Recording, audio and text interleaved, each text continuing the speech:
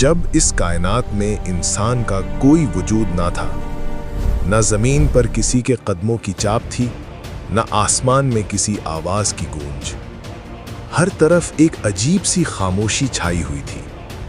ایسی خاموشی جس میں نہ زندگی کی رمق تھی، نہ حرکت کی علامت، نہ کوئی پرندہ اڑتا تھا، نہ کوئی جانور چلتا تھا، نہ ہواؤں میں کوئی سرگوشی تھی۔ بس ہر سمت مکمل سکوت تھا۔ ایسا محسوس ہوتا تھا جیسے وقت بھی ٹھہر گیا ہو۔ پھر ایک دن اسی خاموش کائنات میں اللہ رب العالمین نے اپنے تمام فرشتوں کو پکارا، اے میرے فرشتوں، میرے عظیم عرش کے قریب جمع ہو جاؤ۔ یہ حکم سنتے ہی لاکھوں کروڑوں فرشتے نور کی کرنوں کی مانند آسمانوں سے اترتے چلے آئے۔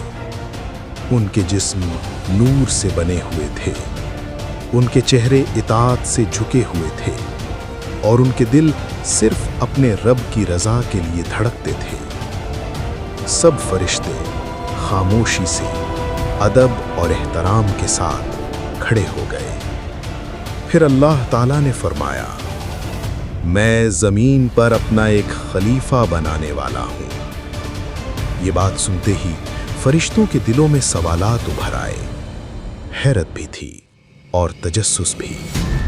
انہوں نے نہایت ادب سے عرض کیا، اے ہمارے رب، کیا آپ زمین پر ایسی مخلوق پیدا فرمائیں گے جو وہاں فساد کرے گی اور خون بہائے گی؟ حالانکہ ہم تو دن رات آپ کی تسبیح اور عبادت میں مشغول رہتے ہیں۔ اللہ جو ہر چیز کا علم رکھتا ہے، نہایت وقار کے ساتھ فرمایا، میں وہ جانتا ہوں جو تم نہیں جانتے۔ میں نے تم سے مشورہ نہیں مانگا، بلکہ اپنے فیصلے سے تمہیں آگاہ کیا ہے۔ یہ سن کر فرشتوں کے دل لرز گئے۔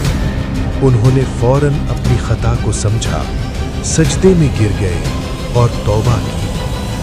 اللہ تعالیٰ نے اپنی رحمت سے ان کی توبہ قبول فرمائی۔ پھر اللہ تعالیٰ نے اپنے 4 عظیم فرشتوں کو بلایا، حضرت جبرائیل علیہ السلام، حضرت میکائیل علیہ السلام، حضرت اسرافیل علیہ السلام اور حضرت عزرائیل علیہ السلام۔ اللہ تعالیٰ نے سب سے پہلے حضرت جبرائیل علیہ السلام کو مخاطب کیا، اے جبرائیل، زمین پر جاؤ اور وہاں سے مٹی کی ایک مٹھی لے آؤ۔ اسی مٹی سے میں اپنا خلیفہ پیدا کروں گا۔ حضرت جبرائیل زمین کی طرف روانہ ہوئے۔ جوں ہی انہوں نے مٹی کو ہاتھ لگایا، زمین درد سے کراہ اٹھی۔ وہ روتی ہوئی بولی، اے جبرائیل، مجھے کہاں لے جا رہے ہو؟ حضرت جبرائیل نے نرمی سے جواب دیا، میں تمہیں اللہ کے پاس لے جا رہا ہوں۔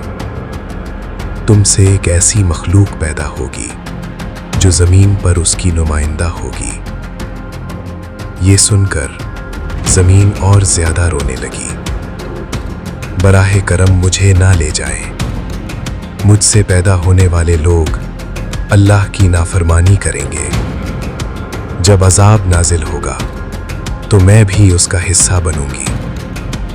مجھ میں اتنی طاقت نہیں کہ میں اللہ کے غضب کو برداشت کر سکوں۔ براہ کرم میرے لیے معافی مانگ لیجئے۔ حضرت جبرائیل علیہ السلام کا دل بھر آیا۔ وہ اللہ کے حکم کے باوجود مٹی نہ لے سکے اور خالی ہاتھ واپس لوٹ آئے۔ پھر حضرت میکائیل علیہ السلام گئے، لیکن زمین کی فریاد نے ان کا دل بھی نرم کر دیا۔ اس کے بعد حضرت اسرافیل علیہ السلام گئے، مگر وہ بھی زمین کی آہوزاری سن کر واپس لوٹ آئے۔ آخرکار اللہ تعالیٰ نے حضرت عزرائیل علیہ السلام کو بھیجا۔ زمین نے ایک بار پھر التجا کی، لیکن حضرت عزرائیل علیہ السلام نے فرمایا، اے زمین، مجھے میرے رب کا حکم ملا ہے اور میں اس کی نافرمانی نہیں کر سکتا۔ انہوں نے مٹی اٹھائی اور اللہ کے حضور پیش کر دی۔ اللہ تعالیٰ نے فرمایا، اے عزرائیل، چونکہ تم نے میرا حکم پورا کیا، میں تمہیں انسانوں کی روحیں قبض کرنے کی ذمہ داری دیتا ہوں۔ حضرت اسرائیل علیہ السلام نے عرض کیا، اے میرے رب، لوگ مجھ سے نفرت کریں گے۔ اللہ تعالیٰ نے فرمایا، فکر نہ کرو، میں ہر موت کے لیے مختلف اسباب پیدا کروں گا۔ بیماری، حادثہ، بڑھاپا، لوگ تمہیں الزام نہیں دیں گے۔ اللہ کے حکم سے اس مٹی کو مکہ مکرمہ کے قریب رکھا گیا۔ بارش اس پر برسنے لگی، دھوپ اسے سکھانے لگی اور وقت گزرتا رہا۔ بالآخر اللہ کی قدرت سے اسی مٹی سے حضرت آدم علیہ السلام کا جسم تیار ہوا۔ فرشتے اس جسم کو جنت میں لے گئے۔ کچھ عرصہ وہ بے جان پڑا رہا، پھر اللہ نے حکم دیا، آدم کی روح لاؤ۔ روح نور کے برتن میں آئی۔ اللہ نے فرمایا، داخل ہو جاؤ۔ اسی لمحے حضرت آدم علیہ السلام میں زندگی دوڑ گئی۔ ان کی آنکھیں کھلیں، انہوں نے حرکت کی۔ ان کے لبوں سے پہلا لفظ نکلا، الحمدللہ۔ اللہ تعالیٰ بے حد خوش ہوئے۔ فرشتوں کو حکم دیا گیا کہ آدم کو سجدہ کریں۔ سب نے سجدہ کیا سوائے عزازیل کے۔